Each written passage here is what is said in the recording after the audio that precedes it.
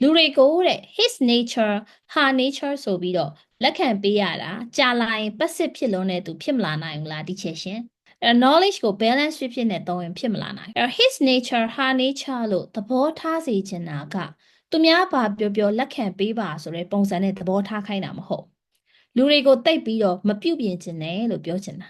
လူတွေကိုတိတ်မပြုတ်ပြင်ချင်တယ်လူတွေဘက်ကနေပြီးတော့လာတဲ့ reaction တွေကိုကိုကအရင် serious ဖြစ်နဲ့မယူမိအောင်အဲ့ his nature her nature ဆိုပြီးတော့ခံခိုင်းတာ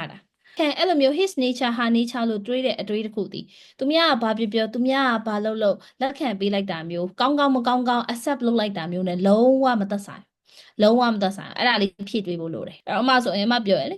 အမ father ကသူကဆဲတက်တယ်ငယ်လေးကဆဲတာပေါ့နော်ဆဲတက်တယ်ကြီးရဲ့သက်ကြီးရဲ့ထိလည်းဆဲတော့မယ်အဲ့တော့ဆဲတက်တဲ့အဖေငါအဖေလို့လက်ခံလိုက်အရင်ချစ်ဖို့ကောင်းတာသူဆဲတာချစ်ဖို့ကောင်းတာချစ်ဖို့ကောင်းတာပြောလားအရင်တော့ဆိုအဲ့ဆဲတာဘယ်လိုမျိုးမကြိုက်တာတွေအရင်များတော့ तू ကတော့ပြင်မှာမဟုတ်လေ तू တသက်လုံးဒီလိုပဲနေလာတာအဲ့ဒါကို तू ကောင်းတယ်မကောင်းအဲ့ဒါဘာမှမရှိဘူးသီလားကိုလည်းတစ်ခါတလေဟိုဖြစ်နေတယ်ထွက်တာပဲပါဇက်ကလေအဲ့ဒါယူချက်တယ်မကြိုက်ဘူးတွေအတင်းအကျပ်တွေကိုမရှိတော့ဘူးဒါအဖေတဘာဝဟဲ့လားပွားစီပြောတတ်တာအမေတဘာဝကိုမွေးတဲ့ကပြောတာဆိုကိုအသက်30ဆိုအနှစ်30ရှိပြီပြောလာတာလေအဲ့ဒါကိုဘလို့အမေကိုပြုပြင်ဖို့ကြိုးစားချင်တာလေသီလား तू မွေးလို့လည်းလူဖြစ်လာသေးတာအဲ့ဒါမျိုးဆိုရင်လက်ခံလိုက်တာပေါ့နော်အဲ့ဒါမျိုးဆိုရင်လက်ခံပေးလိုက်တာ